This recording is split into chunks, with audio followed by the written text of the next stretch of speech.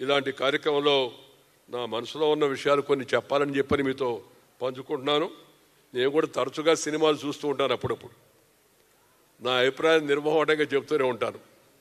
వాళ్ళ కోసం మొహవటానికి పోయి పిలిచారు కాబట్టి ఏదో మంచి మాట మంచిదే ఎప్పుడు, కానీ చెప్పదలుచుకున్న దాన్ని చెప్పడం నాకు అలవాటు. ఈరోజు ఈ కొన్ని సినిమాలు చూస్తే ఆనందం కలిగితే, కొన్ని సినిమాలు చూస్తే ఒక రకమైన జుగుప్స కలుగుతుంది. సినిమాలు పెద్ద విజయాలు సాధించాయని, అలాంటి సినిమాలు కూడా కొన్ని విజయాలు సాధించాయని తెలిస్తే ఆశ్చర్యం కలుగుతుంది. కమర్షియల్గా సినిమా వ్యాపారమే, నేను అసలు కాదన్ను, కానీ ఆ వ్యాపారం సమాజానికి మేలు చేసే విధంగా ఉండాలి. అది ఇప్పటి తరానికి నచ్చే విధంగానే కాదు, రాబోయే తరం కూడా గుర్తుపెట్టుకున్నట్టుగా సినిమాలు రావాల్సిన అవసరం ఎంతో ఉంది. సమాజాన్ని ప్రతిబింబించేదే సినిమా. సినిమాలో చూపించేది సమాజం చాలా వరకు దాన్ని ఫాలో అవుతుంది. సినిమాను చూసి చాలామంది పిల్లలు బాగుపడతారు, సినిమాను చూసి చాలామంది పిల్లలు చెడిపోతారు. అంటే మంచిని చెడును రెండు కూడా సినిమా అందించగలదు. ఆ విషయాన్ని దృష్టిలో పెట్టుకొని మంచిని పెంచే విధంగా మంచి పదాలను, మంచి ఇతివృత్తాలను ఎంచుకొని సినిమాలు తీయాలని, సంగీతం సాహిత్యంతో పాటు సంస్కారం కూడా ఉండాలి. సంగీతము సాహిత్యము దానితో పాటు సంస్కారం కూడా సమ్మిళితం అయితే ఆ సినిమా పండుతుంది తప్పనిసరిగా. నటన, ఘటన, మాటలు, పాటలు అన్నీ రసవత్తరకరంగా ఉంటే ఆ సినిమా పండుతుంది, నిర్మాత పంట కూడా పండుతుంది. అందువల్ల దీన్ని దృష్టిలో పెట్టుకోవాల్సిన అవసరం ఎంతో ఉంది. శృంగారం అశ్లీలంగా ఉండే సినిమా కొంత పంట పండించవచ్చు, కానీ ఆ పంట ఎలకాలం ఉండదు. అది ఆ పంట మళ్ళీ ఎండిపోతుంది. అందువల్ల మనందరం కూడా ఈ అసభ్యకరమైనట్టు, అశ్లీలకరమైనట్టు, హింసాకరమైనట్టు, జుగుప్సాకరమైనట్టు సినిమాలను ప్రోత్సహించకూడదు. ఒకటి, సినిమాలు తీయకూడదు. రెండు, సినిమాలు ప్రోత్సహించకూడదు. ఇప్పుడు ఆ రోజుల్లో అంటే సరే, నేను ఇందాక చెప్పాను, రామారావు గారు, నాగేశ్వరరావు గారు, లేకపోతే ఎస్వి రంగారావు గారు, మధ్యలో మనకి చిరంజీవి గారు, కృష్ణ గారు, కృష్ణరాజు గారు, శోభన్ బాబు గారు లాంటి అనేక మంది మహానటులు మనం అంతా కూడా చూసాం. ఈ రోజుల్లో కూడా సినిమాలు అశ్లీలంగా లేకుండా చాలా తేలికతో సినిమా చేయవచ్చు అనే విషయాన్ని మనకి అటు అల్లు అరవింద్ గారు, ఇటు దిల్రాజు గారు మనకి ఈ అశ్లీలం అంటకుండా తెరకెక్కించి విజయవంతం అవుతూ ఉన్నాయి. వాటిని కూడా మనం ఉదాహరణగా తీసుకోవాలి. నేను ఇందాక చెప్పినట్టుగా రామోజీరావు గారు తీసిన సినిమాల్లో కూడా మనకి ఎక్కడ మచ్చుకైనా కనపడదు. కాబట్టి అలాంటి సినిమాలు మరింతగా రావాలని, సమాజానికి దిశానిర్దేశనం చేసే విధంగా కళలు, కళాకారులు చొరవ తీసుకోవాల్సిన అవసరం ఎంతో ఉంది. ప్రస్తుత సమాజంలో ఇది మరింత అవసరం అని చెప్పిన సందర్భంగా మనం చేస్తూ, శంకరాభరణం లాంటి సినిమాలు ఎంతోమందిని సంగీతం నేర్చుకునే విధంగా ప్రోత్సహించాయి. అన్నమయ్య లాంటి సినిమాలు ఆ పద కవిత పితామహుని కీర్తనల పట్ల ప్రజల యొక్క ఆసక్తిని పెంచాయి. ఇలా చెప్పుకుంటూ పోతే సమాజాన్ని జాగృతం చేసే సినిమాలు ఎన్నో ఉన్నాయి. మురళీమోహన్ గారి విషయంగా తీసుకోండి. వారు నటించిన వారాల అబ్బాయి సినిమా నేటికి ఆనందాన్ని పంచుతూనే ఉంటుంది, ఓ సందేశాన్ని తెలియజేస్తుంది. వారిని ఇలాంటి చిత్రాలు మరెన్నో రాబోయే రోజుల్లో కూడా తీయాలని, సినిమాల్లో వారు ఇంకా నటిస్తూనే ఉండాలని చెప్పని, మంచి కథలను ఎంచుకోవాలని, ఈ తరం చేరువవుతున్న ఓటీటీ ప్లాట్ఫామ్ను కూడా వారిని ఉపయోగించుకోవాలని శ్రీ రమణ గారి మిథునం కథను ఎస్పి బాలు, లక్ష్మీ గారితో తనికెల భరణి గారు తెరకెక్కించారు. ప్రేక్షకుల నుంచి మంచి స్పందన అందుకున్నారు. వైవాహిక జీవితం గొప్పతనానికి మరో తరానికి కూడా ఆయన దాన్ని తెలియజేశాడు. తెలుగు సాహిత్యంలో అలాంటి చిన్న కథలు ఎన్నో ఉన్నాయి. రమణ గారి రాసిన బంగారు మురుగు అనే కథ కావచ్చు, మరెన్నో కథలు చదువుతూ ఉంటే మంచి అనుభూతిని మనకిస్తాయి. శంకరమంచి సత్యం గారు రచించిన అమరావతి కథలు వేటికవే ప్రత్యేకమైనవి. ముళ్ళపూడి వెంకటరమణ గారి బుడుగు కథలు హాస్యాన్ని పంచడమే కాదు ఆలోచింపజేస్తాయి. అలాగే నండూరి పారసారథి గారి యొక్క ఎంకి పాటలు కావచ్చు, ఇలా అనేక ఉదాహరణలు మన ముందు ఎందుకో ఉన్నాయి.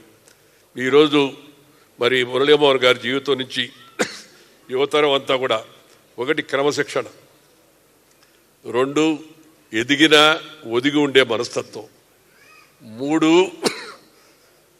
కుటుంబ సమేతంగా మనందరం కలిసిమెలిసి ఉండాలనే ఆ సందేశాన్ని కూడా వారి వ్యక్తిగత జీవితం కూడా మనకు అందిస్తూ ఉంది. కుటుంబాన్ని అంతా కూడా ఆయన ఇప్పటికీ అదేవిధంగా మన భారతదేశానికి గొప్ప సంపద కుటుంబ వ్యవస్థ. ఆ కుటుంబ వ్యవస్థను మనం కాపాడుకోవాలి. కళారంగం దానికోసం కృషి చేయాలి. కుటుంబ వ్యవస్థ చిన్నాభిన్నం అయితే దేశం కూడా చిన్నాభిన్నం అయిపోతుంది. దీన్ని అందరూ గుర్తుపెట్టుకోని నేను అందుకే మొన్న ఎక్కడో మాట్లాడుతూ చెప్పాను, వంట పోతే జంట పోద్ది అని. ఈ స్విగ్గీ, ఈ జొమాటో, టమాటో ఇవన్నీ ఎక్కువ అలవాటైపోతే కొద్ది రోజులు పోతే ఇంట్లో వంట పోద్ది, వంట పోతే జంట కూడా విడిపోద్ది ఆటోమేటిక్గా. అంటే వంట ఆడవాళ్లే చేయాలని నేను చెప్పడం, మగవాడు కూడా చేయొచ్చు. నలభీమ పాకం మనకు తెలుసు. విరాట పర్వంలో నరుడు వనరుడు అయి ఏ విధంగా రాణింపజేశాడు మహారాజును కూడా.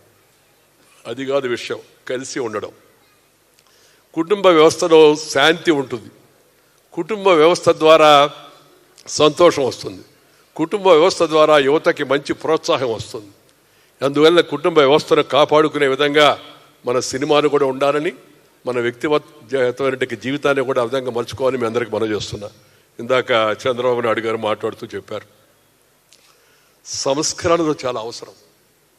ఈ దేశంలో సంస్కరణ పదాన్ని మొదలుపెట్టినట్టే స్వర్గీయ పివి నరసింహరావు గారికి శ్రీ నరేంద్రభాయ్ మోడీ నాయకత్వాన్ని ప్రభుత్వం భారతరత్న బిరుదుతో వారిని గౌరవింపజేయడం మనందరికీ కూడా చాలా సంతోషదగిన విషయం. ఆయన బహుభాషా కోవిదుడు. తెలుగువారు గర్వపడేట్టుగా అనేక విధాలైన సంస్కరణ ఆయన ఆ రోజు తీసుకొచ్చాడు. సంస్కరణ లేకపోతే దేశం ఈ స్థాయిలో వెళ్ళుండేది కాదు. మన ప్రధానమంత్రి గారు కూడా ఒక మాట చెప్పారు, రిఫార్మ్, పర్ఫార్మ్ అండ్ ట్రాన్స్ఫార్మ్ అని. Transformation of the nation for a betterment of the people. ప్రజల జీవితంలో అంతిమంగా సంతోషం రావాలి. ఆ సంతోషం రావాలంటే ముందు పేదరికం పోవాలి. పేదరికం పోవాలంటే అవినీతికి తావులేని, ఆలస్యానికి అవకాశం లేని, అత్యాచారానికి చోటు లేదంటే మంచి పరిపాలన కావాలా. దాన్ని మన పెద్దవాళ్ళు రామరాజ్యం అన్నారు. ఈ మధ్య మనం అందరం కూడా అయోధ్యలో రామ మందిర పునర్నిర్మాణ కార్యక్రమంలో అందరూ కూడా భాగస్వాములు అయ్యాం. రాముడు మత పురుషుడు కాదు, ఆయన ఒక ఆదర్శ పురుషుడు, సత్యవాక్ పరిపాలకుడు, పితృవాక్ పరిపాలకుడు, ఏకప్రతినివృతుడు. అలాంటి మహనీయుని యొక్క జీవితాన్ని మనందరం పాటించవలసి ఉంది.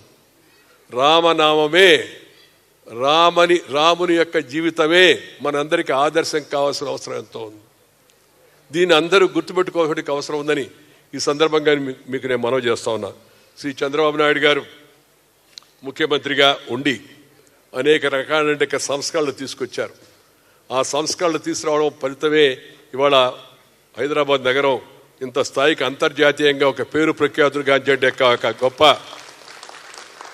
టెక్నాలజీ హబ్గా, ఫైనాన్షియల్ హబ్గా, ఇండస్ట్రియల్ హబ్గా మనకి ఇంకా ఇతర రకాలంటే కేంద్రంగా తయారైందంటే ఆ రోజుల్లో వారు తీసుకున్న చొరవ దానికి ప్రధాన కారణం అని చెప్పని ఈ సందర్భంగా నేను మీ అందరికి కూడా మనవి చేస్తూ ఉన్నాను.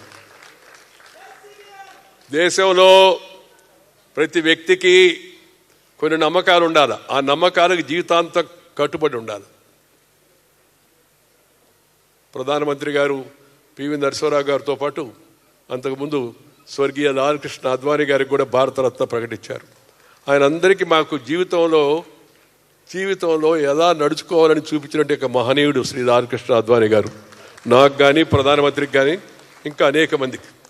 అలాంటి మహనీయుడికి ఈ దేశంలో రైతుల కోసం, రైతు కూలీల కోసం మొదటి నుంచి పరితపించినట్టు మహానుభావుడు మరొకరు చౌదరి చరణ్ సింగ్ గారు. వ్యవసాయ రంగంలో పితామహుడిగా పేరుగాంచినట్టు ఎంఎస్ స్వామినాథన్ గారు.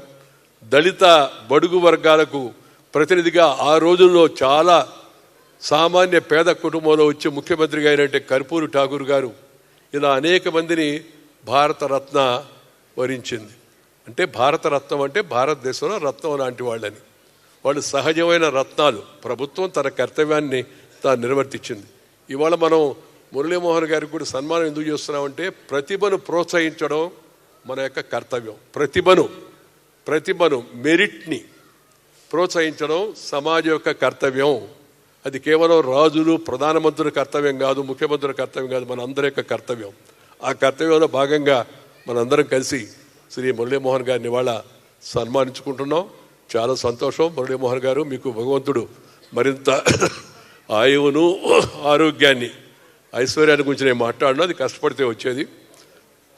ఆరోగ్యాన్ని అందించాలని, మీరు ఎలాగూ ఎప్పుడు ఇలాగే నవ్వుతూ అందరినీ నవ్విస్తూ కొన్ని విలువలతో సాంప్రదాయం అంటే సినిమాలు తీస్తూ ఉండాలి, నటిస్తూ ఉండాలని కోరుకుంటూ మీకు నా యొక్క హృదయపూర్వక అభినందనలు తెలియజేస్తాను. నమస్కారం. జై హింద్.